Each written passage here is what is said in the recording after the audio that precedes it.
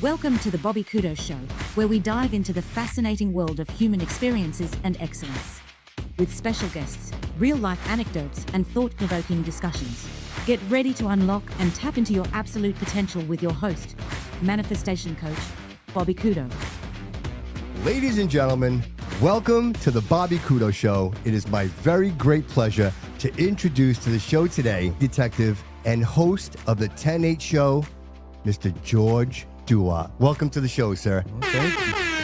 Whoa, I like that. Yeah, we're for real here, right? Yeah, that's right. Thank you, Bobby. No, thank you. Thank you so much for making the time to come here today. Absolutely. And I just want to say that, I think the fact that we are even in this situation is in great thanks to Mr. Marco Andrade with Social Table Events. That's right. He's an amazing friend of the show. He's my own personal great friend, and I love him dearly. And I know that he is... he's in that scale of growth, right? Like he's in the process of creating amazing things. And along the way, we met by chance, absolute accident, and happened to be in the same place at the right time. And he said, bro, we're astronauts. We're going to the moon. Let's go. Let's do this. And here is proof positive. The fact that you're sitting here, Ray, thank you so much for being here, brother. I really appreciate it. It means a lot to me. And, if people don't know, and, we'll kind of get into the nitty gritty, but I just want to say this out loud. And it's very important that I say this. Very rarely do I have a real life superhero in my studio. No, I'm being dead serious, man. Like, and you are that, sir. Like, not all heroes wear capes. And I always say this, people that do the most always say the least. You know what I mean?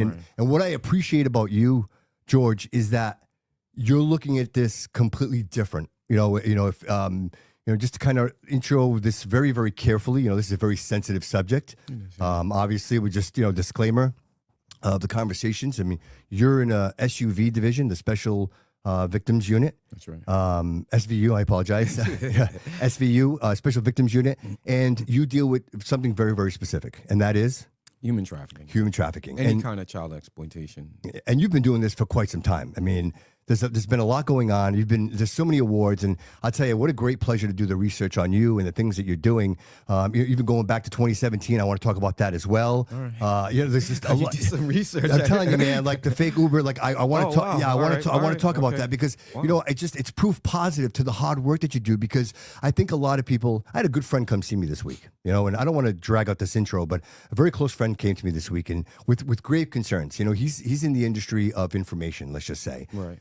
And he's very aware of a lot of these violent acts against children, right? And then, but more specifically, is the inaction, right? The fact that these things are happening, and for whatever reason, these people are not facing the consequences of their actions, right? And so he came to me with these concerns, and I'm like, it's a week before I'm seeing you. And I'm like, the universe is amazing, right? Just the idea that you're coming to me with these concerns, and he's asking me for help, going, Bobby, I want you to get involved, and I want to ask other people to get involved, and how can we bring awareness to this, right? Because we know it's happening, right? But how do we prosecute, right? Because I bet you anybody listening to this show right now is not aware that there's a zero limitation. So it's a 0 to 8, right? It's like, so if you get a rape charge, it's a 0 to say 5, right? That there's no minimum. Am I correct in saying that? I mean, I'm speaking in Massachusetts. I don't know if Rhode Island is... Yeah, I'm not sure. I haven't heard that before. I've been told that there is no minimum in Massachusetts right now. In Massachusetts, if you get a rape charge, that it's a 0 minimum to like a 5 or an 8 year. Like that's kind of... So we'll confirm that. Google, if you want to Google that, Jody. But this is what his conversations with me. And I'm saying to myself, I don't think anybody would even be aware that there would be no minimum, right? You would think that automatically, if you're charged with that you're going to get something, right? Right. But that's not the case.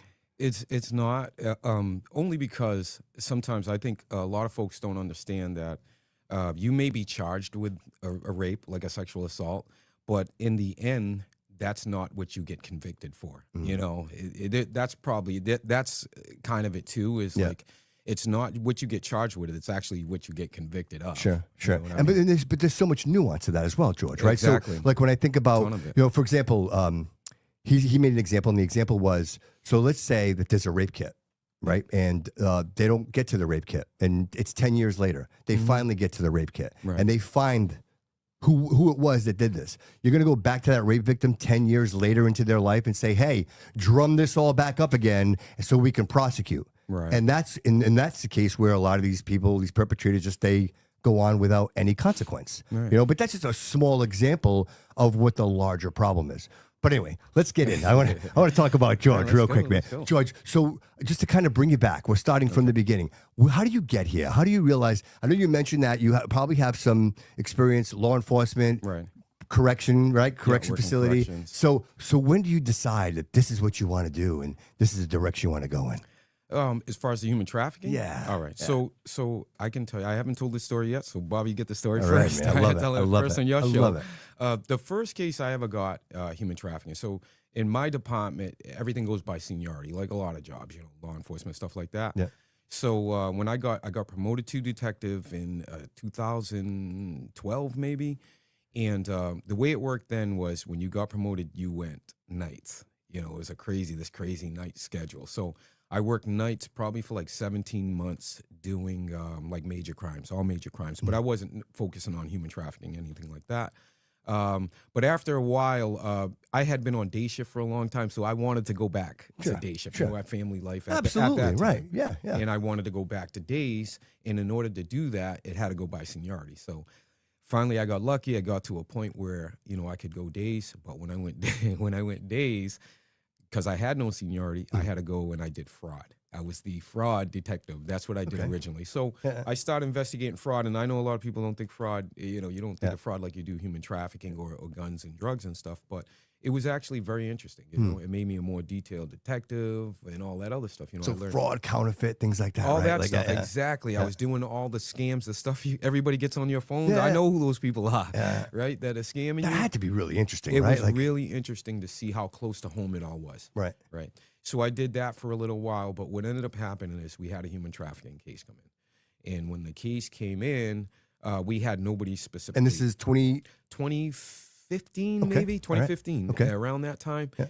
And I remember my supervisor coming to me and just saying, hey, listen, I know you're busy, but, we have this case, and you're the junior guy. Those guys are busy out on the floor, so I have to give you this case.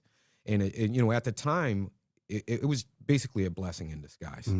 Because I got the case. The case involved a 16-year-old girl, her 15-year-old friend, and a 13-year-old friend. They were being from a nice part of town. It wasn't our city. It was the neighboring city. And these young folks got contacted by an old friend, that re-engaged with them, made some had some conversation with them. And this particular girl, he knew this girl kind of had a crush on them when he was younger. So he played on that. And we could talk more about like how they manipulate folks, but that's what it was. I got that first case, and once I interviewed this young lady, and she told me her story and like told me some of the things she had to go through, it just put a hook in me, right? To the point where I didn't want to do anything else. I was next in line to go out to the floor, work in a homicide squad, do all that stuff. I talked to that girl, and that was it. I didn't want to do anything else. So from that point, that case ended up going well. Once that case went well, then, the government, like the different task force started coming, to my department. So real quick, it's just, and I want to pinpoint this because I think it's important, because I think I felt some of that. Not obviously not to even come close to where you're at, but Right. doing the research for you on this episode, and then doing some other research. I happen to listen to Sean Ryan as well, Right. and something did happen, and it was. I was aware. We all know human trafficking is taking like that. We all know it's happening. It's Right. it's people run red lights. Like, we know this is happening. But when you start to really understand the detail, and David and I were having a conversation, and it came to this, and it is, do you know why they get away with it? And he's like, why? I said, because they don't think like we do. Like, it's a completely different mindset, like, 'cause, usually the normal thought is, well, how can anybody do something like that? Yeah. Right? Like, that's that. But Right. then you realize, and that's kind of what I'm segueing into you, is you've tapped into that psychological, Right. and absolutely love your show. Please, the 10-8 show, go check it out on YouTube. Thank you. Absolutely Yes, amazing. Ray, you do an Subscribe and amazing follow. job. The quality of that content is over the top. And I man. would say right off the back, like watching it and paying attention to it, I realize it's the psychology. George, you've It really tapped into is. the psychology. Oh, You know, like what you mentioned, it's the grooming. This doesn't happen. Again, like, and I'm all over the place, but this is so important to say. No, go ahead, like, Bobby. like realizing that it's a family member, it's somebody you already know. It's Right. you know, and what really blew my mind, and I hope we can talk about it a little bit, is Roblox. You're right. Like, I had no idea, and I hope the audience is aware by me saying this, that if your child is on Roblox right now, get them off. Like, no child should be on Roblox. That is, if you are a parent and you love your kids, like I am telling you, get them off there. Like, there is nothing good on that game. So, but anyway, back to the show. The psychological. You tapped into that. When do you realize? So it's 2017. You have this case. You get through this. When do you realize? Okay, well, how do we profile? How do we figure out how to tap into this? Because you've been very successful, and not only being successful on the prosecuting end, but also realizing that you're providing information to people to make them aware of it's all around us. Right. It's right here. Yeah. Like- Hidden in plain sight. And seeing that and pulling down that curtain because of your show, it tapped something in me, and I'm like, That's wow, good. this is That's the whole yeah, purpose man. of it. And It's I'm just that, hoping like Bobby. this is the beginning of something else. Like if like my studio is your studio, and I All and I right. want to say, hey, listen, let's share the information because I think awareness is key. It you know, is. I think people expect the obvious. And Right. it's never the It's obvious, not. right? No, it's not. It's not going to be like we say all the time. It's not going to be dramatic. It doesn't look dramatic. It's made to look familiar. Right. It looks familiar to you. That's how it can hide in all these places. If we are aware, we kind of close down the space that these traffickers and pimps and stuff they can operate. Yep. If we're not aware, it's easy for them to operate right out in the open because it's made to look familiar. It's Sure. made to look like everyday life. You know? Sure. So Sure. And even like speaking of the pimps, like the idea of the gorilla pimp, right? The Right. idea of the Romeo pimp, right? right. Like just those personalities and realizing that Yeah. these are people that are tapping into the psyche, they really are. right? They're They breaking really these are. people down by like, well, how could she? It's psychological. It is. Right? And once you break that psychological, once you tap in, like what It's what it is you're hitting the nail right on the head.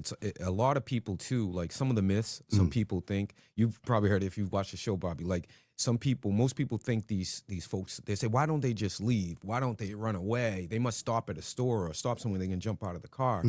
It's because they are being held, but the chains are not. They're not physical chains, right? It's Right. the emotional and psychological chains. So Right.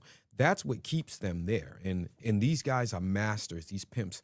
They're masters at finding folks that they know have trauma because they have a certain type they go for. They're not going to go for the square mom with her kids at the store. They know who they're looking for. They're looking for somebody who has a history of trauma, who is more susceptible to their manipulation, right? So it's a lot of that. They know what they're looking for.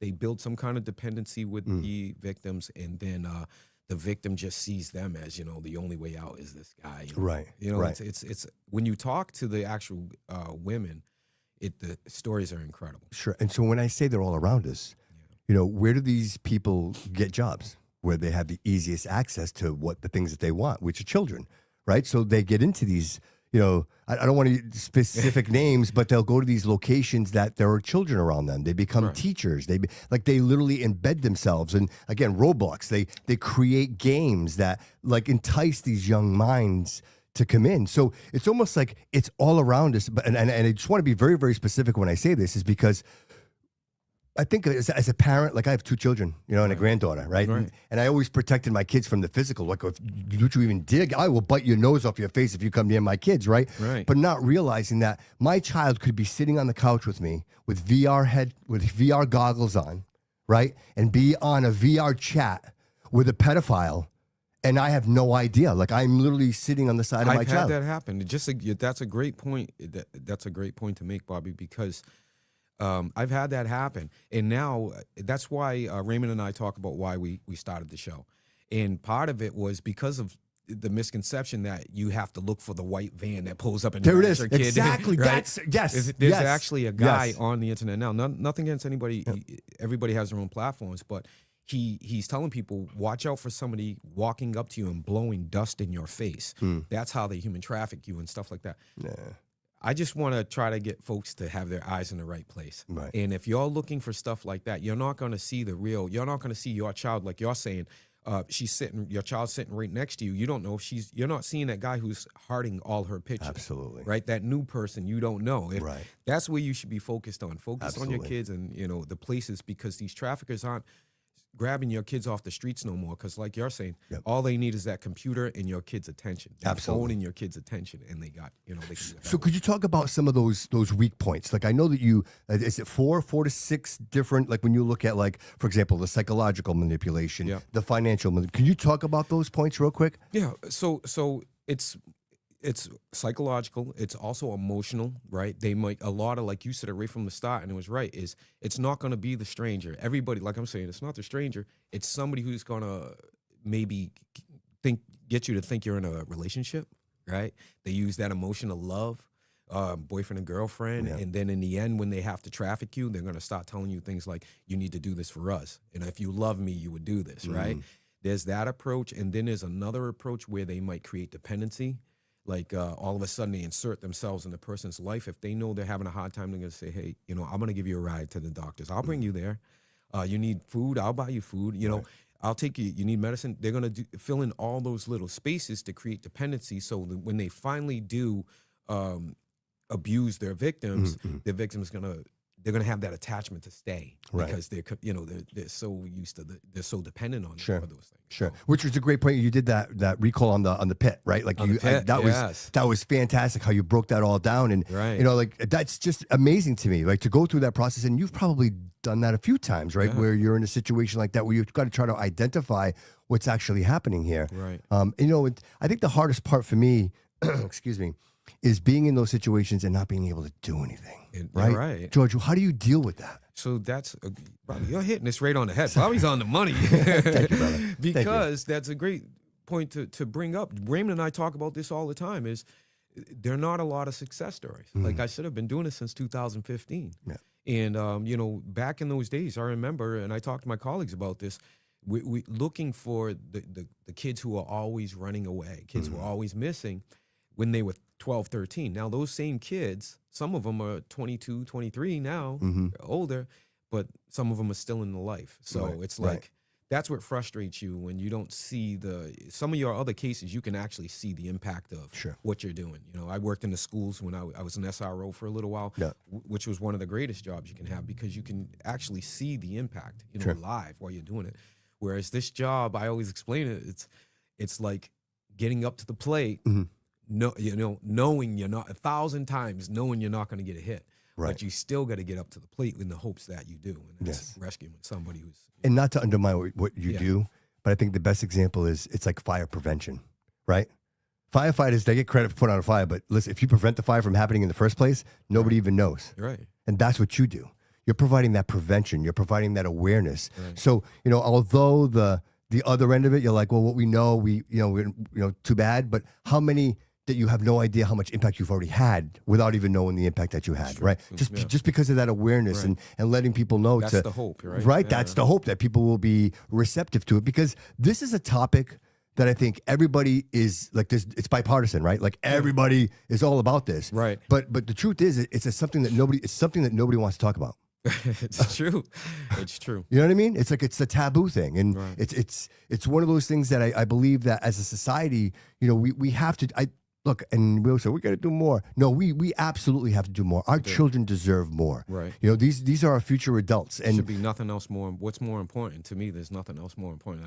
Women, children, the elderly. The unconsenting. Yes, those are the most important. Absolutely. People in our community. Absolutely. And so, talking about the wins. So let's go to 2017. Right. So, situation happens. Can we talk about the fake Uber situation? Yeah. All right. Awesome. Great. So, how does that all come about? So first, I want to say that Uber had nothing to do with this. Okay, yes. Right? No Uber, but that's what the media called it. Okay, all right. The Uber driver case. Yeah. But it was actually a case where we had a guy going out there pretending to be like an assisted Lyft driver. He would try to solicit his victims that way. He would approach them, and And he was someone who, almost like these pimps, he would target certain folks. He knew where he was going. He would drive in certain neighborhoods. So he ends up seeing a young lady who was a high school student. She was absent from school class. She took a class off and walked to the store to get some snacks and a drink. And in that process, he sees her. He approaches her. He gets her to enter the vehicle, and then he drives her off to a isolated location, and he assaults her. So from that particular incident, we ended up identifying more victims. So in the end, so this guy, he was a bigger guy, but very personable and stuff like that. So that's what he would do. He would get these women to come in the car with him. He'd talk with them. He'd ask them to smoke marijuana. A lot of young people. He'd pretend to be he was older but looked younger. But can I ask this? Did this creep up on you guys, or was it like you already had a profile on this guy? You knew who he was. Had no idea, and he really didn't have any kind of background. He wasn't a sex offender. He had no charges related to any kind of sex crimes or crimes against women. He was just a guy who sold some drugs on the side. It's just not really a huge profile. Right. So that's what he was doing. What he was doing is he was using he would get the girls in the car, then he would use like a date rape drug, like a ketamine or something. He'd offer them a drink. Once they take the drink, then he would assault them. But his issue was he was videotaping all this stuff. So that's what ended up getting him in the end. Once I took custody of his cell phone and we did like a forensic audit, all kind of stuff ended up coming out. And how many was it a lot of victims or? Multiple victims, just some victims, the state they were in. And listen, and I hope I'm not over. Look, I apologize if I'm asking too many questions, and I understand that there's certain things you can't say. And then please, I just want to know that I'm asking the right questions. Stuff that I'm telling you, Bobby, is the stuff you can read in the articles. Sure. If you look up the case, that's what I try. Right. Yeah, exactly. But I just want people to really understand that this isn't easy, man. No, it's right. And you make it sound like but there is so much work that goes into this, and profiling, because it's one thing, again, back to our original point in the beginning, was not prosecuting, right? Right. And one mistake, one period, one desperate look, it's over. It's true. Like they walk away. And so, I always say that it's the unfair advantage. They can do whatever the hell they want to do, and they could do it recklessly, but you, on the good side, you can't. Like if you make one mistake, this person walks, and there are no repercussions for these actions, right? So, I mean, I can imagine how difficult that is. It's challenging, and a lot of that is putting all the evidence together, gathering evidence. It's challenging, and like we're saying about the charging, your evidence is important, because in order to charge something, you need to, by statute, you need to reach certain elements. Like they'll say this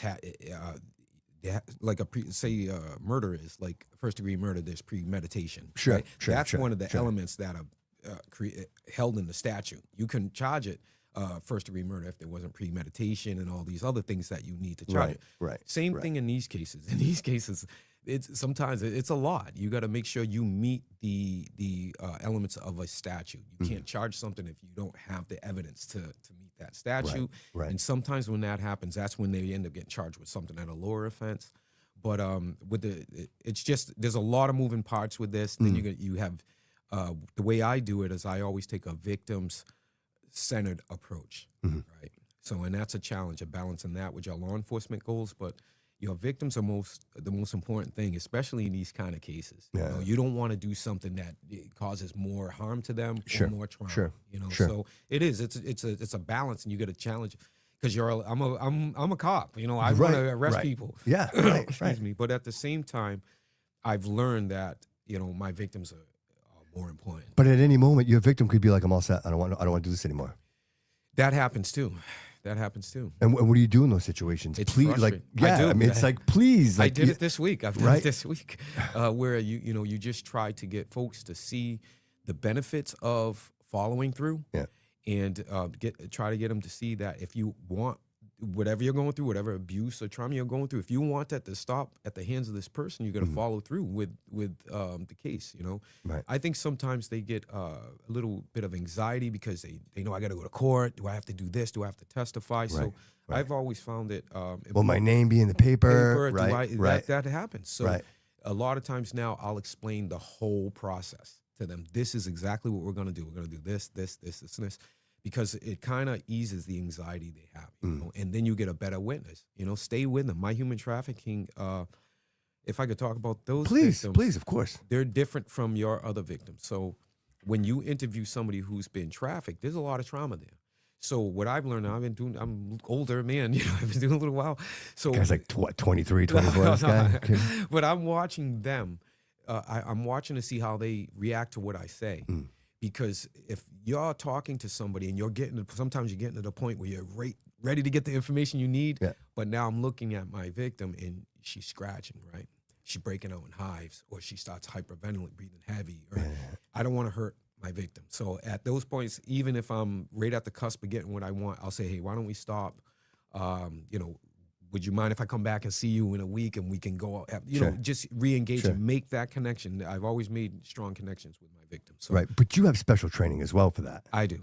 You know what I mean? Can we talk a little bit about that? I love how we're kind of walking into this. So you've had that special training, and that actually, just so that I want to quote this correctly, it is that was the Attorney Award. That was amazing. The CCAW. Is that right? Yeah. You went to Dallas. Yeah, I go to Dallas. Yeah, I'm hoping to go again this year. Can you tell us a little bit about that? I mean, I know kind of bouncing around, but this is so. It's all right. Bob. Yeah, this is good. Bobby did his research. He got all kind of stuff. How do you get all this stuff? So I was a speaker there. I would go there. That's it's called the Conference on Crimes Against Women. And it's the largest conference on crimes against women in the world. So you get everybody comes to this conference. So I went one time as a scholarship winner. They just gave me a scholarship to be trained. I went there as a scholarship winner, and then by the time I came back a year later, I had all these stuff going on, you know, a lot of cases. So But now you're more, right? You're more, I don't want to say more balanced, but more focused, right? You've got a better understanding, right? Because I mean, just this, right? Look, what you just said, looking at somebody, looking at the mannerisms, are they ticking out? Like, are they having a reaction to the words that I'm saying? That's critical, right? Because that's the difference. It is. And you just want to, again, you just want to make sure your victims, you know, your victims first, you know? Yeah, right. So with Dallas, I just ended up going there as doing what we're doing now. I wanted to get the word, spread the word to a larger audience. I went there. I had a presentation. It was called Hidden in Plain Sight, and it was about I was doing more indoor brothels at this time. All right. Some cases were all indoor brothels, sex smuggling, like folks actually getting women being smuggled across the border. All that. I did a lot of that stuff.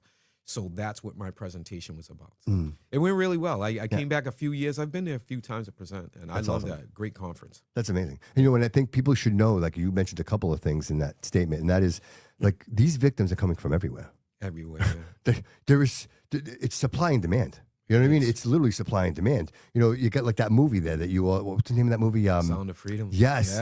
Like, I never... Like when you think about, like, these are people in like third world countries and places that they're poverty stricken, and someone knocks at the door and says, hey, listen, your daughter's beautiful. We want to put her in a pageant, and we're gonna, and your little boy too, he can dance, he can tap dance on the stage, and they're like, oh my God, okay, take my children, you know, give them a good life. Opportunity, and then literally knocking on your door, right? Legit. How can you refuse it? And then they're gone. They're gone, right. And Raymond and I talked about Sound of Freedom, because Sound of Freedom is obviously it's a real movie. Yep. That stuff really happens. Like, I've unfortunately seen some videos of, you know, the results of what that stuff is in these countries, and it's sad. It's frightening for these young people to be dealing with adults like that. So it is. It's tough. And that movie it represents what goes on around the world, right? As far as human trafficking is concerned. Just with Raymond and us, we're focused more here, you know. Domestically, but at the same time, folks need to know awareness.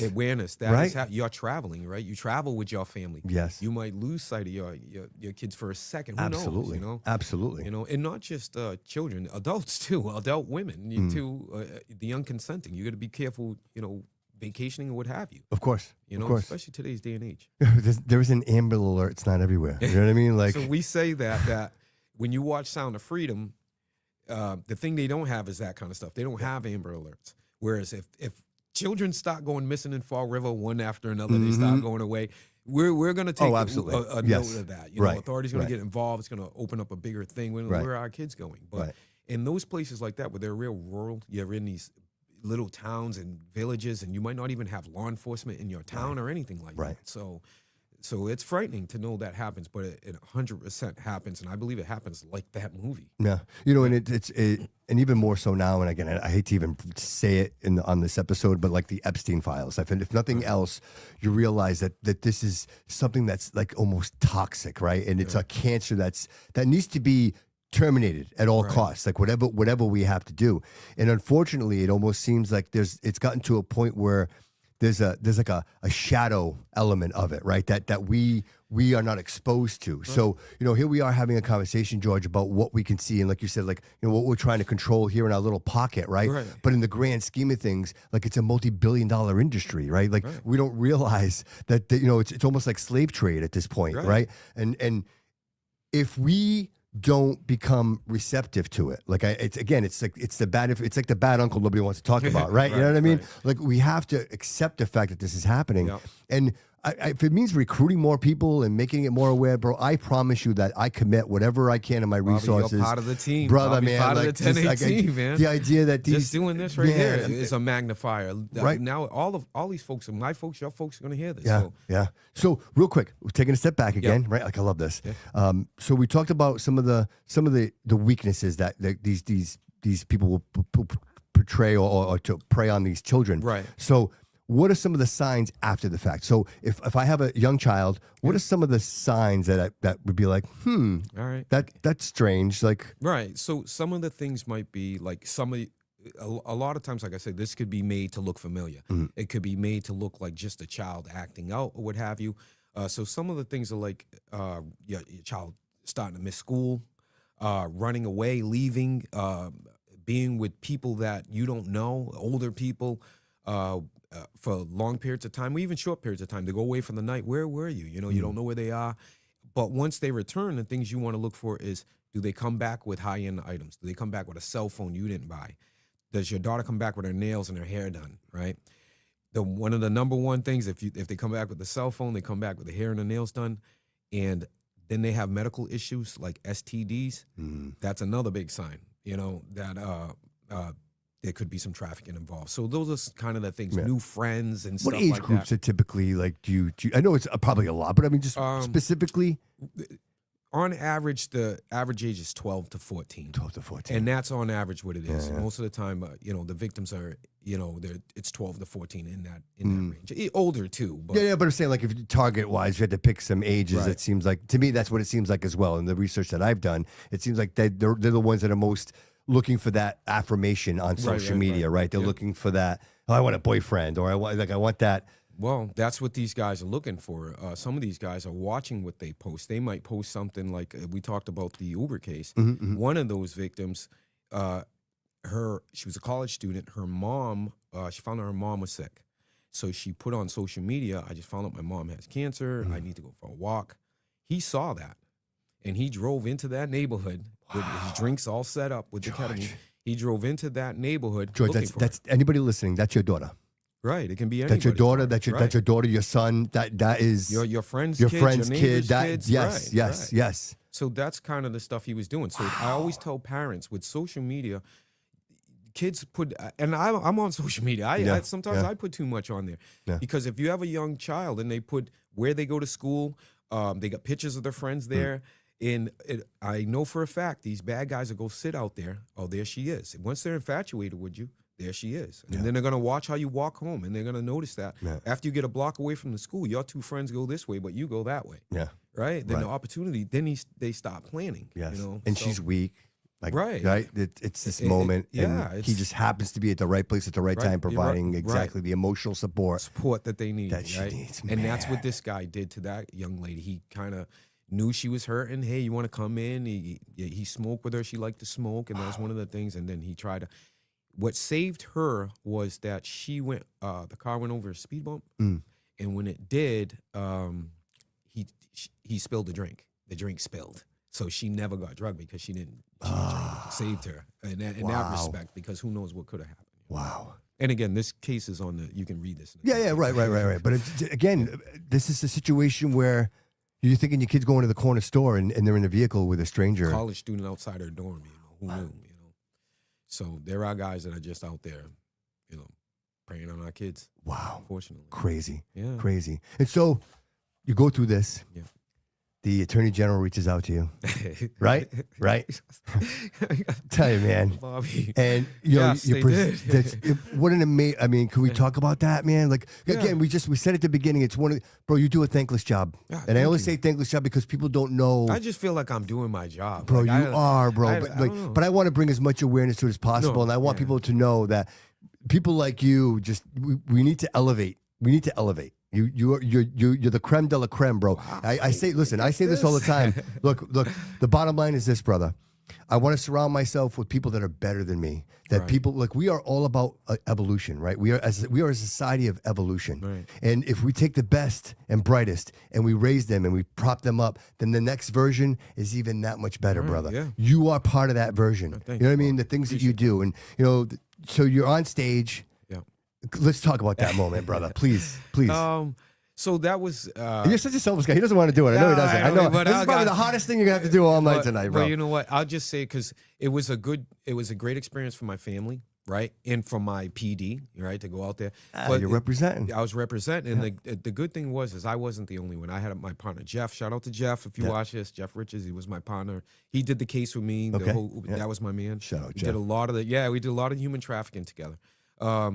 But and also one of our other detectives won an award for something different, another discipline. But we ended up winning it for distinguished service in criminal investigation. So we were the top detectives of the year. That was That's pretty good, amazing, you know. brother. But they treated us really well. We were at the Kennedy Center, that Kennedy place. I was there. Very nice building. I get it. It's historic and all that stuff. But it was the government. They did a great job. They treated my family well. It was really a good experience. In the category of criminal investigations for an agency serving between 50,000 and 250,000 residents, the Attorney General's Award for Distinguished Service in Policing is awarded to Detective George Duarte and Detective Jeffrey Richards of the Providence Police Department in Rhode Island. Providence detectives George Duarte and Jeffrey Richards are being recognized for their extraordinary investigative work in solving an abduction and sexual assault case of a 14-year-old girl. Their investigation not only solved that case, but also led to solving several other cases of sexual assault by the same suspect. Because of their work, the detectives were able to have this vicious predator removed from the community, victims of other unreported crimes were helped, and justice was brought to a number of other victims.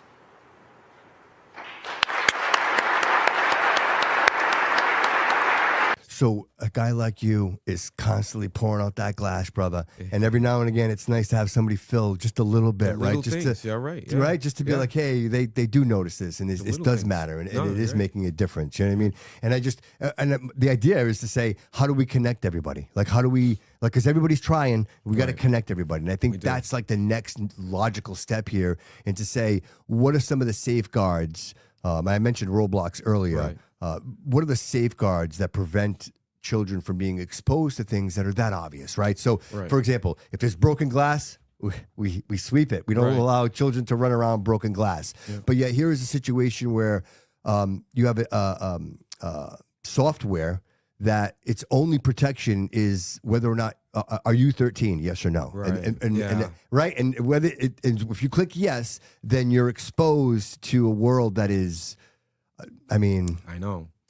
And with those, I've seen not to get on that Yeah, particular right. game. Yeah, no, exactly. Because, you know what I mean? But Yes, but yes. with platforms like that, the issues I have is even if they have any kind of chat feature at all, they have chat features will say adult, and then they'll mix children in with those adult tabs. They don't belong there. Right. Having all tabs for adults on one side and children on the other, so somebody doesn't make the mistake of clicking into the kids. They'll say it's a mistake of clicking into right. the kids, and they're in there, you know? Right. So overall, if parents, you just got to be vigilant, talk to your kids about what they're seeing on Roblox. They'll tell you. Yeah. And just do it in a way that doesn't judge them, so the kids think, "Oh, you're getting on me," because sometimes kids will do things just to spite you. Yeah, You're of course, absolutely. feeling your oats and stuff. So Yeah. Well, I have friends who have children on Roblox, and the only concern is how much money they spend. Oh, they want $10 a Robux. They want whatever the Broco bucks, whatever it is. Not realizing, listen, the worlds that they're running around in there, they have recreations. Do you know this, David? They have recreations of the Sandy Hook massacre, and you can go in and play as the murderer and kill everybody. That, Wow. Yeah. Like, so that should never happen. I don't understand that. I know this because I used to have stepkids that used to play this, and they would have like hoods, like where you could like shoot people, like kind of. Oh my God.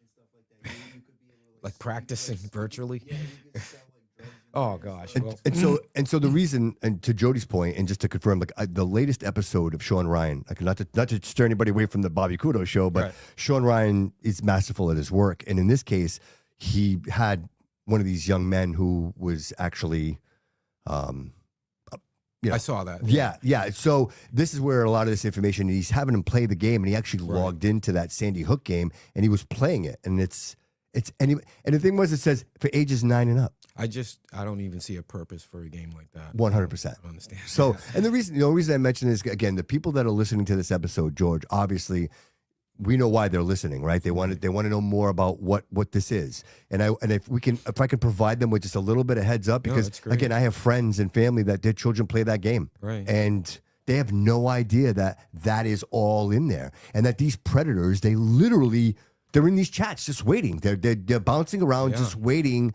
And once they have you, and you're in this world of make believe, right? Yeah. Next thing you know, she's going down the street and this guy's pulling up, right? Right. Or they get your child to compromise themselves some way, right? They might tell them, and it all depends on how you raise your kids. You might raise your kids to where they can't say any inappropriate language. Right. And that, if you swear just a little bit, that's going to be the most, Yeah, right. punishment. You're going to get a serious punishment. And then these guys are manipulators. They might get your child to say a swear, say something, inappropriate. Then they're going to screenshot it and they're going to hold it. And then they're going to send it to your kids and tell them, hey, you don't do this. You don't show me this. I'm sending this to your parents. And depending upon how your kids are raised, if they're raised, respecting their parents and knowing there's going to be a consequence, even though it's something that we know as adults, we tell them, get out of here. These kids think it's so serious that they fall into it. And in how many cases do the children not say something because they're afraid they're going to be in trouble, right? That's the next thing that happens. Yeah. Right? That's kind of like it almost hand in hand, which is a good point to have these conversations with your kids. Yeah. To realize that it's not a bad conversation to talk about, at all, yeah. right? And realize that, look, if something doesn't feel right, like that starts, but I'm saying that starts here, brother, right? Look, that starts right here. Right. It doesn't start when it's Right. too late. It starts right here. Hey, listen, that belongs to you and nobody should touch that. That's the whole way. Hands down, as simple as that. Right. And you say that all along the way. I mean, if nothing else, it helps, right? It's not. It's awareness you're giving to your own kids. It's not like you want your kids to be aware of these things. And even though it's tough to talk about some of these subjects, like I said, if you do it the right way, you find a way that you can relate to your kids and get the message across to them without judging them or putting it like having a punitive type. Sure, tone, exactly, you know what I mean? exactly, yeah. They're going to be receptive. They're going to say, oh, mom and dad's looking out for me. Let me respect my parents by not doing this. Because I've seen that too. I've seen these predators try to prey on a child. And I had this one child that told the predator, I'm only 10 and a half. My parents don't allow me to talk to adults. Wow.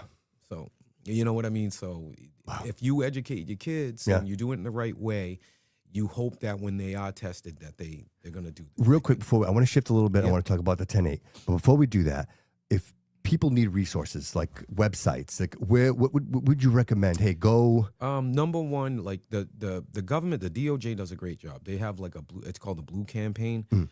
You can go to their website, look up the Blue Campaign, and they give you, everything you need. Like for parents, they'll give you some tips and stuff like that you can do to keep your kids safe. They give you school safety tips and stuff like that. Polaris is also another group that I work with them. They send out a lot of stuff, create a lot of awareness. They provide a lot of trainings for folks in human trafficking. There's always a national hotline you can call. I get the number, but it's national. You can call the hotline number. I'll put it in right now. There you go. On the website. Thank you. To the bottom of the screen, Raymond right does the here. same thing for me. Bottom of the screen. So there are sites like that, and contact your local police. Like you might have somebody at your local police or with the FBI. The FBI also has a hotline you can call, and they'll always somebody will always get back to you. Awesome. And they can reach out to me, and we'll transfer go. that information, whatever we yeah. got to do. So real quick, so there's Raymond. Raymond, what's your last name, Raymond? Santos. Oh, he's a greenhorn like me. Yeah. I love that. So Raymond's in your life. How does that happen? How does All right. you're doing this, right? And then you say, who goes right. to who? Is it you to him? No, it's me to him. So All I'll right, tell you how okay, this all right. I happens, love bro. it. I love it. So first, you know how Raymond and I met. So when I was an SRO and school resource officer, I worked in Providence. Raymond went to the high school next door, right? So my good friend was his SRO. Okay. So all right. we used to do after school programs and stuff like that. And Raymond used to was one of the guys who would work in the program. His brother was a student of mine, so I knew him through there, and it just grew. And once Scared Straight, we did taking them into the prisons and Yeah, let no them kidding. see that. That was you. Yeah, we did some of that. Even though Raymond's very accomplished. Yeah, I mean, yeah. super accomplished. But so we did that, and we built this relationship. Raymond's actually a director and producer. He does movies. He put me in one of his short films. You're gonna have to give me all your info, bro. Yeah, We're gonna blast it. he's a pilot. Yeah, he does man. everything. No kidding. No flies kidding. planes, everything. Wow. So Raymond, he did the short. He put me in the short film, and then he does a lot of media projects. So once I wanted to start this podcast because I again, to build more awareness, get more awareness out there. And I said, you know what? I think I'm going to try to do a podcast. But it was going to be like a true crime story thing. Okay. Where, like you're talking about my cases. I said, maybe I can talk about these cases. And we are going to, do more local cases. I want to do like the New Bedford highway killings and do some of that stuff. Yeah. And we probably still We'll will talk do about those that later. things. I have a connection if you need one. All right. Yes. Yes. So we were going to do that first. But what ended up happening is we were meeting. This took over a year to get this off. We've been meeting for over a year, like month after month. We'd have meetings. We'd get together, and we're trying to figure out a way, different segments, what we're going to do. And then it was actually Raymond that came and said, listen, he did what you did. I think he looked into the background and said, this is what you need to do. You need to focus on the human trafficking and getting the message out. And that's what I wanted to do. So it was like, we call it spreading the word, and that's what we're trying to do. Well, I will say that it's very unique. The editing, the way that you produce it, it has a very unique touch to it. And I love that everything is like, it's packed. It's right there. Like in 10 minutes, I have there's an hour's worth of information in the 10-minute clip. Does that make trying to do. That's and that's what I got out of it. So if that's what you were trying to accomplish, success. You guys got it. And I think the cutaways, like I mentioned to you earlier, brother, all the things that you do, but I really love the way you break down those videos. And Really? I think, Oh, wow. Yeah, man, I got to tell I'm you. surprised. 'Cause you know what?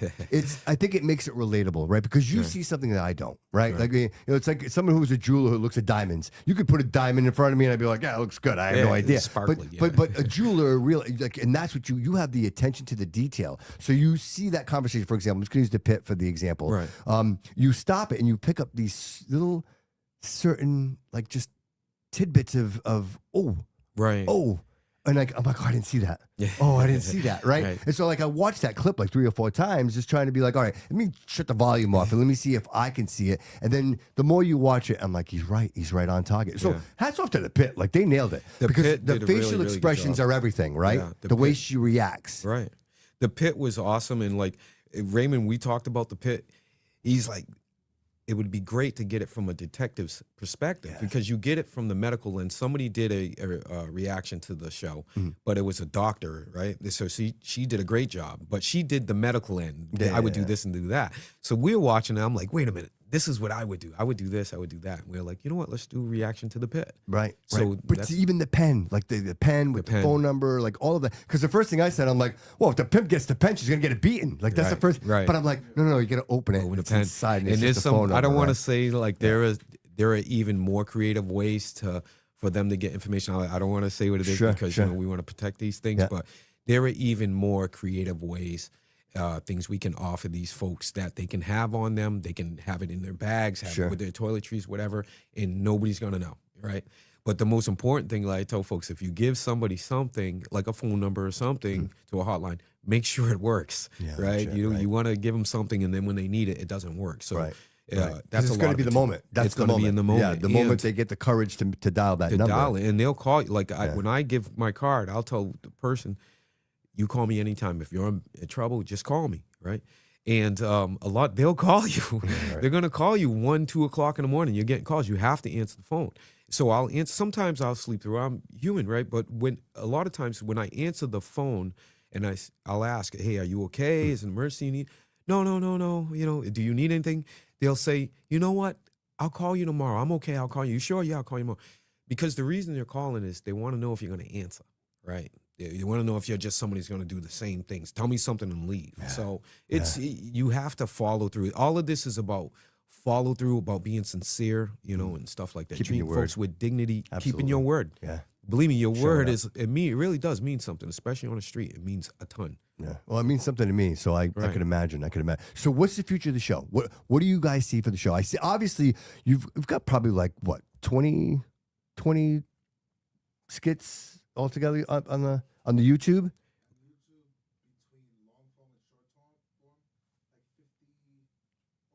Over 50, right? Because Yeah. they get the shorts too. I'm like, you got all the shorts in there. The shorts, yeah. yeah. Like I'm saying, like the 10-minute segments. Right. We're under that. We're probably like 30 something, 39, 40? Less than 10. All right. Yeah, I was probably 15, 20, like right around maybe. Those, I love those. Yeah. I love those. So, is it more of those 10-minute segments? Are you guys thinking more of like a podcast related setup? We're getting ready to go. So I think over all our platforms with YouTube, Facebook, Instagram, and TikTok, we're almost at 400,000. That's amazing. In I 2 love to months, hear it's that, starting brother. in January 1st. I love to, and I share everything I can. Thank you. man. I Like, know, Bobby. We're going to do just- the same thing 100%, because, man. You know, because it's all about being consistent. This Yeah. is something that we started a mission, right? We started a mission, and so we got to be consistent, right? We're trying to pick up more people for the 10-8 Army. absolutely, You know? absolutely. Because that's what it's going to take. This, like you said, Bobby, it's so serious, but it seems like it's not getting the attention it should. Well, this is what we're doing. We're going to change that. That's the reason why we started the show. Nobody wants to talk about it. It's not a fun thing to talk It's about. not. You know It's a what I very mean? heavy subject. It's a very heavy subject. And the thing is it's like much anything else, you don't know your audience. You know, and It's true. sometimes having these conversations in a public forum, people aren't receptive to it because a lot of people might have this trauma in their life and they've never. That's true. Right. And so in my experience, I try to be very careful. Usually, even more recently, like someone came to me and had a conversation with me and they voluntarily offered that information to me. Right. And I was almost taken back by it. Like I was like, oh wow, like this, I could obviously this, right? They Like, trust you. yeah, the relationship just it went to another level Right. because you trusted me with this information. And just in doing so, it sparked something inside me because it was based on what we're talking about, Right. and it made me realize that this is bigger than just somebody. Like I'm a dad and a Right. grandfather, right? But I'm not a victim. Right. You know what I'm saying, Yeah, brother? that's You know true. what I Yeah, mean? I got you, yeah. And so, realizing that to a victim to come to me and to mention that, like, I feel like it's a calling. And, the universe is reaching out. Bobby, the fact, jump right on George, in. the Listen, fact you're come already on. there. So, brother, on the record, I want to say whatever I can do, my resources, whatever we can do to support you, even maybe do some more shows. I would Yeah. love to do a live show. You know what I mean? Yeah, let's do a live show. We got three chairs right there, guys. We'll do a live show. We can take questions from the audience. go. You know what I mean? Yeah. Really, The live show gets more active. Yeah, it gets a little wild. Yeah, it really does. It's fun. Yeah. It's fun. I can imagine because just the comments we get that aren't live, Yeah, even right. those comments, we get a ton of comments. People comment a lot. I love it. Keep commenting, my 10-8 people. Yeah, absolutely. They comment a lot and they engage with us, so that's great. That's one of the plans. We want to kind of go this route too, Yeah, so that we yeah. can really engage with the folks that watch our shows, because I'm sure they watch what we do and they ask questions, but they ask one question when Right, they right, might have more right. follow-up questions. So we want to kind of open that up too. Right. In my audience, they're already familiar with my conversation style. Right. So, when I posted that you were going to be on the show, everybody's like, oh my God, I can't wait. I'm really looking forward to this one. Alright. Is this going to Thank be you, live? guys. And I'm like, no, it's not going to be live. Oh, it's not going to be live. Right. So people really want that live element. But by the same token, I thought it was so very important, George. I wanted to sit down with you, brother. I Right. just want to be honest. Ray, I love you too, brother. But I really wanted this opportunity to sit down and talk to you because, again, I know I mentioned at the beginning of the show, I'm just flattered that you would be here today and that you share this with me because, Oh, thank you for having me. bro, unsung heroes, brother. You know what I mean? It's the people out there that do the most and they say the least. You know what I mean? Right. Like you guys aren't looking for recognition, but nobody knows you're out there. You know what I mean? Right. It's the nights that are keeping us safe while we sleep. And I just want to bring awareness to that as much as possible. And it's not just be like, oh, look, this is Mike. No, it's to Right. realize that there are people that are still willing to fight for us. Yeah. You're right? Because No doubt about it. There's a ton of people. Believe me, I work with them. And Right, I have a whole bunch of people. I absolutely. Work And with so your team, how many people on your team right now? So no, I'm the only. It's just me right Yeah. now.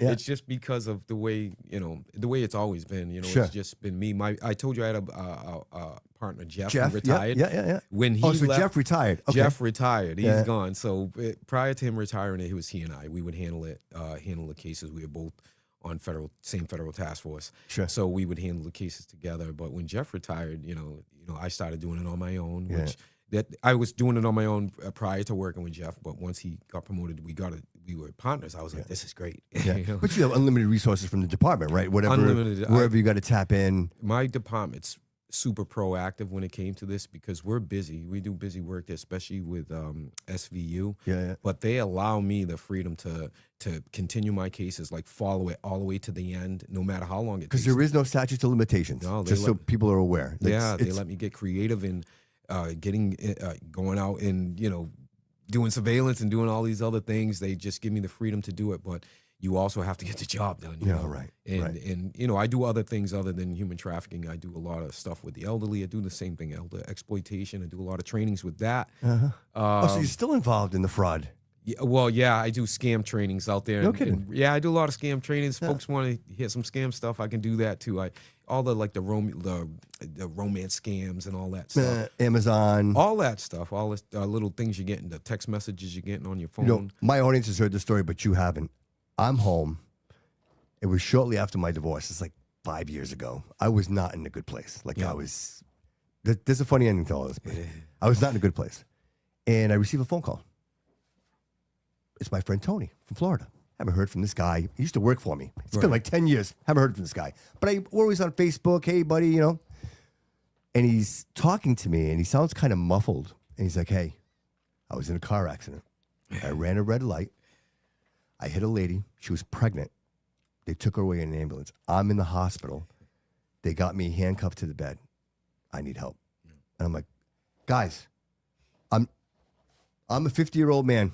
Right, I'm 100% with it. I would have swore it was him on the phone. Right, George, it was his voice. It was. I heard Tony talking to me. No, now everybody's like, oh, AI. Well, this is 5-6 years ago, guys. AI wasn't what it is now. Right. So in this whole process, my lawyer is going to call you. I was just going to say that. I was going to say, did he put a second person on the phone? Right. Phone hangs up. A few minutes later, the phone rings. Yeah. It's a lawyer. Do you know when it finally? Now I'm emotional, right? I'm thinking to myself, my buddy just almost killed somebody. Like, what am I gonna do? Like, I have my own problems right now. I got to deal with you. He says, "Yeah, you need you to Western Union me the money, guys. Yeah. Guys." Now you hear Western Union, it's over. So again, I only mention this. Like I said, I'm 50, Right. and I'm with it. Now imagine someone who's elderly, That's what someone happens. who might be, maybe Right. just a little. Because in that same scenario, what they're going to tell that person is this. They're going to call and say, hey, auntie, and she's going to say, who's this? It's your niece. And the person, the victim, potential victim will say, is it Debbie? Yeah, auntie, it's Debbie. So what I call that's like the correct scam. And if I could just pass important information, Social Security numbers. Yeah. A lot of times with these scams, when these scammers, they'll call you and they'll call us and they'll call elders and they'll say something like, isn't your Social Security number? This is your account. Your last 4 digits are 1, 2, 3, 4.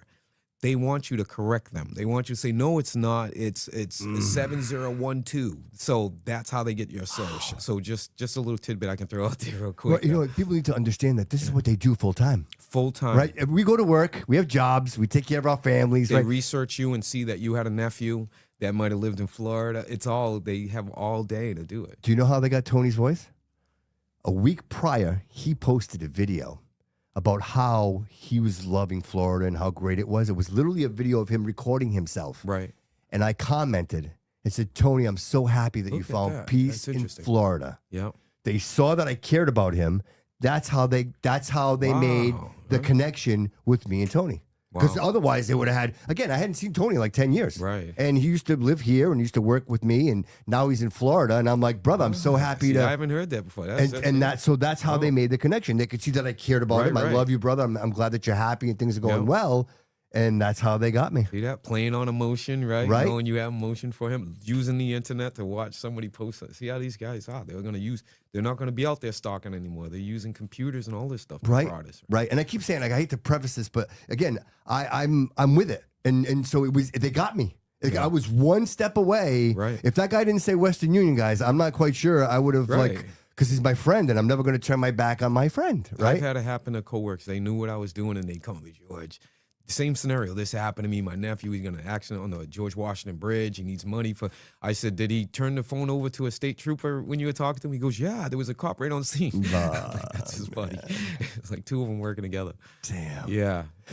If you don't mind me asking, I mean, not to get too personal, how much like money? Like, what are we talking? Like, are we talking like hundreds of thousands, 20,000? Like, well, typically what you see, like, with the what's the trafficking- worst and what's like, you know what I mean? The trafficking part, I know that I had a real organized group doing like this was the sex smuggling from the border. That group, Yeah. they're about 10 million a year, just in there.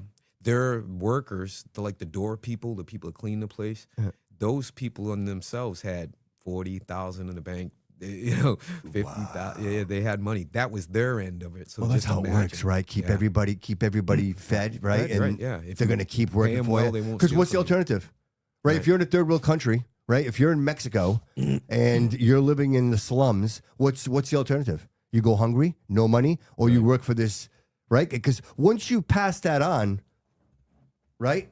You're over. It's over. Like Right. for you, It's there's a lot of deception. Right. Like you were saying, You're like right. you want a better life, and these folks are off you, excuse me, a better life, a way to come here to the United States. They see us, it's a better life, you know?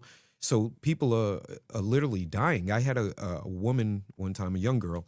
She's by herself. I said, how did you get across? Who'd you come across with? You cross by yourself. They call them walkers. If they walk across the border, they call them walkers. And they usually cross the Rio Grande. So I asked her, I said, how did you get here? Were you a walker? She said, yes.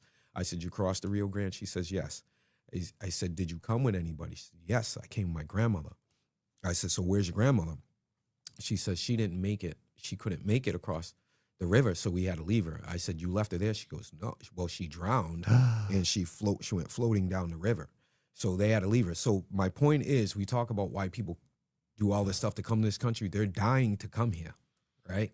So imagine that. You go through all that, then you get across, and then you got to be faced with being put in a building somewhere. You're going to date 30, 40 guys a day, and you're basically getting paid what sex workers were getting paid in 1940, right?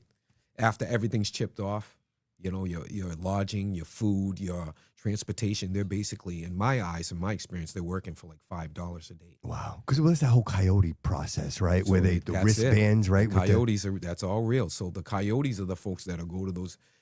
They'll be the folks that'll go. They'll get recruiters, like the movie we taught, Sounds of Freedom. Yeah. And then they'll get those recruiters, and then those recruiters will bring them to, like they did in that movie, to that guy. That's kind of your coyote. But a lot of times, what happens is, I'm sorry. No, that's okay. He's just giving us a. All right, I'll finish. No rush. He's just giving us an account. So sometimes loud, what but- happens is, a few years ago, the average price to come across was $8,000. That's what it cost you to get from here, get all the way across. Okay. Then it went up. It went up to, now it's like $12,000 to get across. And that can be in a combination of money. It can be like cattle, jewelry. Cattle's very, very, I didn't realize how much cattle is it's worth a lot of money in these countries. Yeah, right. So once that's done. How about the loan? So they do the loans too. I had somebody who took out loans. That's why I didn't want to go back. They said, I took out these loans and now I got to repay them. But what happens is they'll pay the initial fee to the coyote. Once they get close to the border, the coyote say, okay, it's going to be an extra $2,000 to get you to your place. And that's where that debt servitude starts. So human trafficking, 3 times. What do you say? What do you say? You're already with these guys. And now they're like, all right, it's going to cost you an extra $2,000. I know you don't have the money, but if you just, we got ways you're going to pay this off. And that's where that debt servitude starts. Wow. Yeah. It's a. And so multiply that times millions, Yeah. right? Because we had millions of this people coming over the border, right? Right. And unchecked, right? We don't Right. know. And it bothered me when they said some of the footage, and like you see these wristbands all over the sand, and Yeah. there's clothes and children's clothing, and you almost wonder how many of those children would even make it to the border, right? Like this, and how desperate do you have to be like, here, Mr. Coyote, here, take my kid, Right. and get them to like, how desperate do you have to be? They're very persuasive. And what they'll do is if you have kids, you have 3 or 4 kids. Maybe you look at your children, you're going to pick the one who's the smartest, the one who maybe knows some English. Yeah. You got a pretty daughter. She's pretty. Maybe she can get a job. Most of the folks tell me that they envision coming here. None of them, I met a ton of folks that came across. Yeah. Maybe one of them actually did that kind of sex work in their home country. Mm. Most of them, when they come here thinking they're going to have legitimate work. But like I said, that servitude kicks in, and you know, it's not legitimate work. Wow. Yeah, and then like you're saying, how do they get back? Right. And then the threat comes from that coyote. Yeah. Okay, if you don't do this, then we're gonna go see your mom and dad. Right. You know. So, Right. yeah, Right. And it's this perpetual. it is. And there's no win, right? And so, like to your point, like you try to pick my brightest kid. Hey, go do something And send bring money something back. Right. Not realizing I've had that. girls actually told me this. Like I had to send money back to my family. I had one girl who wouldn't do it though. Really? She wouldn't do it. They brought her across. Same Good for her. thing with the coyote. They put her. She had a legitimate job. She was working the job, but she was a very attractive girl. Yeah. So the guys around the job, one of the guys came up and said, "Listen, this is what you're doing now, but these guys want you to, spend some time with them. This is what I want you to do." And she was like, "I'm not doing that." And he's like, "Well, she says I have a job." So what he did was he got her fired from her job. So she had no way to make money. She had no way to pay her Yeah, bills. because you can't allow that. Yeah, You can't, right? Because it's like the Bug's Life, right? Right? When you if one speaks up, then you Right. can't let Oh, right, no, right, right. You yeah. have to squash this right That's now. right. She can't get away with Yeah. this. She has to do exactly because that'll if she spread tells around, everybody yeah, else, right, yeah. right? Yeah. Wow. Yeah. So she ended up not doing it. He put her in that Good for position. her. She was going to get kicked out of her house and everything. He told her, "You go to the police, they're going to deport you. They're afraid of us Right, because right. these guys programmed them." Right, But right. she didn't care. She came right down to the police station. Good for her. Yeah. Good for her. She's a hero. Yeah. She ended up going back home. Yeah. On her own. But that was one person that in my mind, I said at least she fought back a little bit. Sure. From that. Sure. Again, and so that's just another leg of this industry, right? So that's the leg of this industry that most Americans, we might be aware, but we have no idea the inner workings of that. That's an organized It's a industry. huge- To it your really point, is tens of super millions of organized. dollars, and I mean, if you think about that, and it's the United States, and I did some stats, and I was just like, wow, of all the things we could be. Like the United States is like the #1 consumer of child pornography. Like that bothers me, man, to read that. Like that, that we are such a. We have more like pimping and stuff here than anywhere else. We always think it's happening in these other That's countries, what but Dude, we do it very George, well. you know yeah. people listening to this right now not believing what you're saying? I know, but it's true. How crazy is that? And I think sometimes like that self-reflection, looking in the mirror to be like, hey, it's okay to realize that we're not doing this All good. right, yeah. Like we have to make. We can always get better. Right. We can get better. We can be aware of these things. And, I think, I hate to say this out loud, but I think we're leaving doors open. Yeah. Right. Like, I don't think we're vetting people properly. Right. There are situations that, like the Boys and Girls, the Boy Scouts, like things like that, where you realize that these people, these predators, they're going to put themselves in these positions to be close to children. And I think to myself, how do we not vet, right? Because how many baseball teams are out there? How many kids' baseball teams, girls' softball teams? Like, how many basketball teams? Right. I could go on and on and on. And so how do we vet? Is it more than a Corey check, George? Is it more, like, what does it take to vet these people? Because they're getting too close to these kids. And Right. you're putting them in situations, not only they're close, but they're vulnerable situations. Yeah. A child's teacher is very formidable. Yeah. Right? You mom, dad tells you, hey, your teacher, like, listen to what they tell you, do Right. what they say. And again, and I don't want to pick on teachers. My God, I don't want to do I that. love teachers. I love teachers too. Like they're doing God's work I nowadays. believe that teachers should be paid like doctors. Like They really that's should. but I'm also 100%. saying that it's also a vulnerable. Like I said, the doors are open. There are positions where these doors are open where we need to vet and we Right. need to realize because. In Massachusetts, and I'll say this specifically in Fall River, Massachusetts, we had a few cases where statutory situations where teachers were having relations with students, Right. but because they are, correct me if I'm wrong, David, but if they resign, then there's no repercussions. They don't have to They go on, and in more, and this is, I couldn't say this if it wasn't true. Really? And in more cases than once, these individuals are going to other schools and doing this again. Oh, I have seen that. That's a good point. So that is kind of like we were saying, when you get charged with something and then it's not what you get convicted of. That's kind of the same thing. They might be accused of something, but if nothing ever comes of it, yes, when they go to that next job, you're never going to know that Right. they were, in trouble. That just happened with the teacher in Rhode Island, right? Yes. That happened. I Yes. saw that. That's Yes. the same scenario. Same scenario, Yeah. right? And so, much like anything else, addiction, it's a problem. You know what I mean? And if you tell a heroin addict stop, they're not going to stop. Right. Right. And so these people, whatever the reasons, whatever, if it's psychological, if it's just they're broken, whatever it is, I say we can fix them with wood chipper. I can operate that thing. Like we'll make it. We'll put like flames on the side of it and just drop them in. But I digress. I apologize. But in situations like this, you realize that if we are not aware of it, right? If we don't question it, if we don't put the magnifying glass, like there are signs. And I think if we continue to allow this to happen, we are again. I don't know that there's an answer to say, George, this is how you stop it, right? Like I don't know, but what we can prevent, like the obvious things, I think we should do a better job. Right. Would you agree? At just Yeah, we could definitely get better at how we handle these cases. But when I look at where we are now, I'm hoping. Because I can remember what like domestic violence was when I first started as a police officer 23 years ago, and how far we've come in this time where we're really on top of that issue. We have protocols set and we have resources set for our victims. I'm hoping that's what happens when we keep doing this and get the awareness going. Yeah. I'm hoping that's what happens with us. So in 5 years, we could be back here talking. Remember the first time we talked about this? This is what was going on then. Yeah. But now look and see what's happening. So I'm hoping that we fill in some of those gaps. You got to recognize where the gaps are. You just brought one up. There's one of the gaps, right? So figuring out what the gaps are and then attacking those. I think in time, if we just keep the awareness going and this momentum going, in a few years, we'll be in a way better places as far as how we can protect our How about legislation? Can we talk a little bit about that? I mean, legislation's getting better. That's one thing to get better. I have my own idea of legislation, some legislation I think is important. I think talking with some of my friends, I think we should start charging these Johns with felonies for soliciting these girls. Charge them with felonies for these things.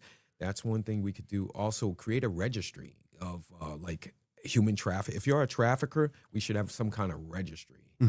Just like domestic violence, they're creating a registry now. I think a registry was formed, or like sex offenders. If you convicted of that charge, and it requires you to register, you have to register. I think that would help us, as far as law enforcement, because now if you come across a guy, he has 10 people in a van somewhere, you pulling him over, you get a flat tire, now you come over, whatever the reason is, you run the person, you find out, hey, this person's convicted a sex trafficker or a human trafficker. Yeah. Now you can look at what you have. It's kind of giving you a better idea of what you're seeing. So those are ways we can cut in front of, do some prevention too. Sure. So, but the laws it's not easy. You're dealing with kids. You're dealing with a lot of stuff, but they're getting better. I can say that right now. What are the minimums? What are some of the minimums that they? It all depends. I don't know like the actual like 10 to 20, but a lot of it depends on what you're convicted of. Sure. The charges you're convicted of. But what I'll tell you this is, right now, take the gangs for instance, or somebody who sells drugs. They sell drugs. They do all that stuff on the streets.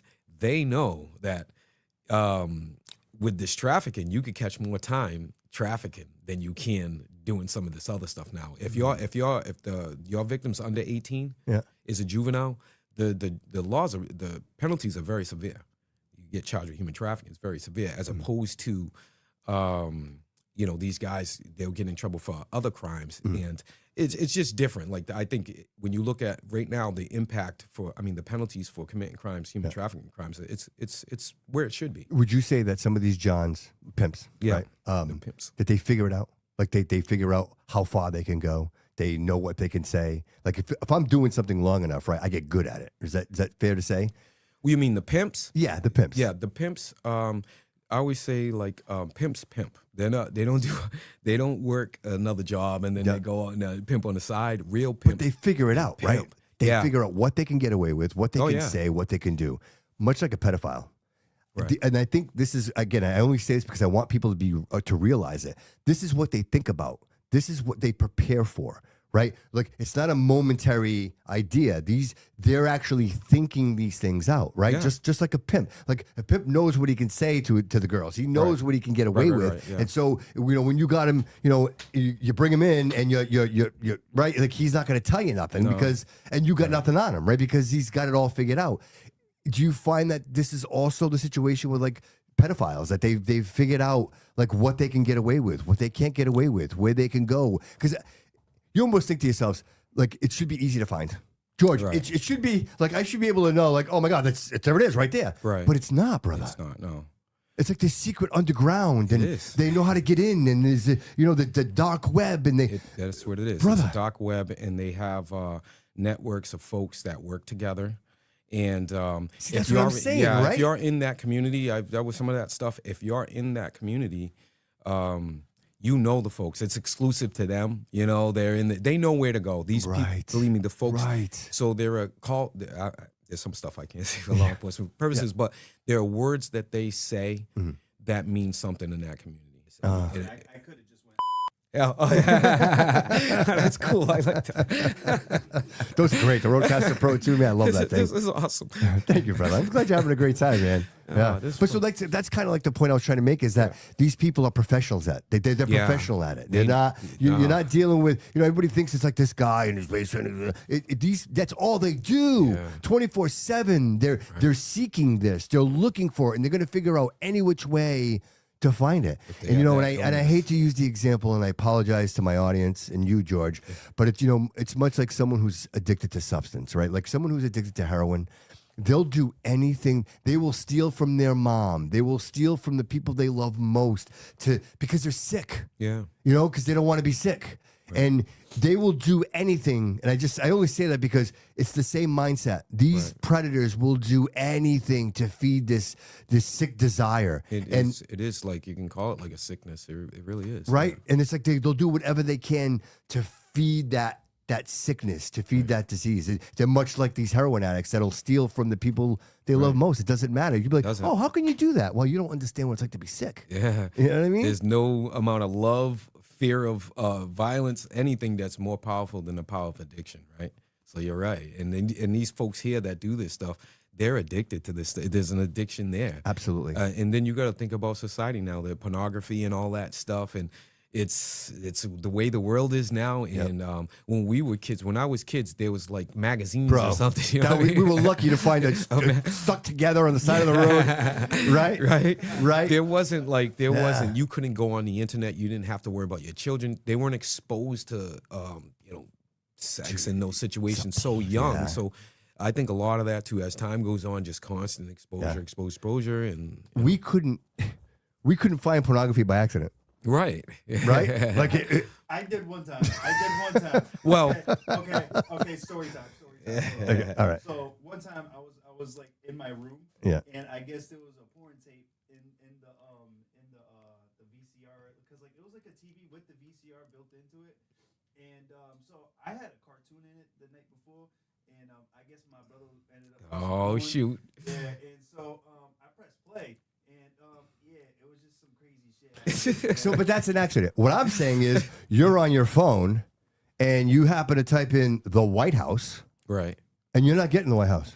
You That know what I mean? happens, though. Yeah. That's what Yeah, I'm saying. It's 100% that happens. accident Yeah. where we That weren't happens. exposed to that. Our That's what accident happens was to children sometimes. They put in these words and they spell it phonetically. Yes. Not the way it's and then they get all this stuff pops up and they're like, oh my God. Right. And now they're naturally they're gonna go yeah. through it. Yeah. And again, I don't want to bring it back up, and this will be I promise last time I bring it up, but Roblox, and I just want to say this one more time. It's not just You know what? Roblox, it's Fortnite. Yeah, there's a bunch Great. of them.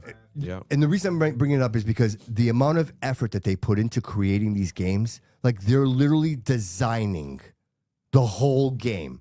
So they're writing code Right. to create a trap to get children.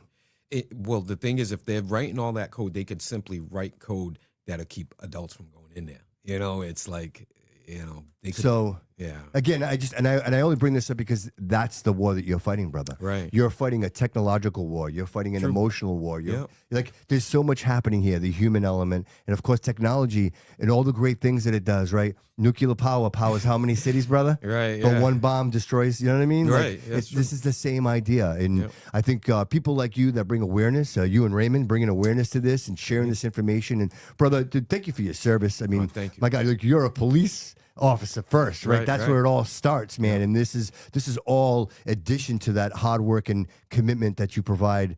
Trying to to spread the people, word. man, That's what right? I'm trying to do. Spread the word. Yeah. That's it. So what's next for you, man? Is this something you want to continue? Are you thinking maybe organizations? Are you thinking? Yeah, all of that. So this was before I went to school for criminal justice. I was a communications major, so it was kind of like a first interest. So I'm kind of like circling back to something that was an interest of mine because I've been working in law enforcement so long. My days are numbered. I'm closer to the end than I am to the beginning. Yeah, you know what I too. mean? Me too. But yeah, I'd like to continue doing this. We want to watch the channel grow, hopefully, and then go from there. And I would like to continue training and doing stuff like that, just spreading the word, as far as I can. Yeah. And this is a great way to do Do you it. do any public events? Like, do you have people come in? Like, is this that people can get involved in if they wanted to participate in something? Yeah, I do a lot of trainings and presentations and stuff like that. So if they wanted to get that, how would they get that from you? If they wanted to